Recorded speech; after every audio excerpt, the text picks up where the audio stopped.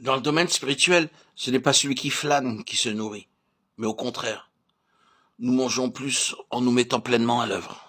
Nous sommes nourris en fonction de notre plein engagement. Si nous marchons selon la volonté de Dieu, plus nous serons occupés, plus nous serons nourris. C'est pourquoi nous ne serons pas éreintés ou vidés en travaillant beaucoup. Nous croyons que beaucoup de frères et de sœurs peuvent témoigner de cette vérité. Supposons par exemple que vous sortiez aujourd'hui pour parler à une autre personne. Vous pouvez parler avec beaucoup de passion, mais le Seigneur ne réagit pas en vous. Après avoir parlé 5 ou 10 minutes, à votre grande surprise, vous commencez à ressentir que quelque chose ne va pas.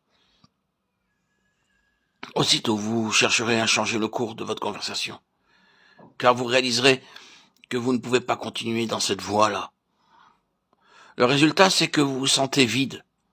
Lorsque vous devez finalement vous en aller, il n'y avait rien de faux dans vos paroles ou dans votre attitude. Vous avez fait tout votre possible pour aider cette personne. Cependant, vous vous sentiez étrangement vide en prolongeant votre discussion. Lorsque, pour finir, vous avez dû repartir, vous aviez l'étrange sentiment d'avoir commis un grand péché. Parfois, vous avez peut-être perçu un petit succès intérieur. Vous avez même eu le sentiment que vous avez bien fait. Cependant, lorsque ces sentiments superficiels s'estompent, vous ressentez une grande faim et un grand vide intérieur.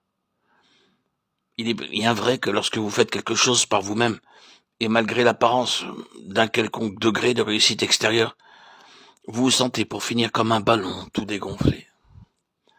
Frères et sœurs, n'avez-vous jamais eu le sentiment d'avoir couru comme battant l'air?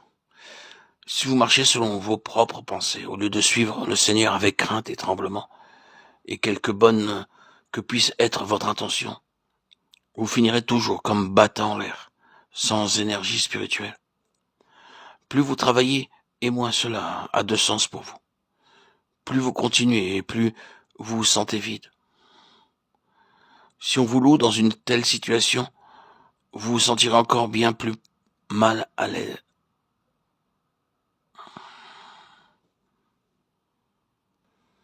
Dans ce mal-être, vous vous haïrez vous-même. C'est la preuve qu'un tel travail ne nourrit pas puisqu'il ne peut pas vous satisfaire. Ce malaise vous encombre.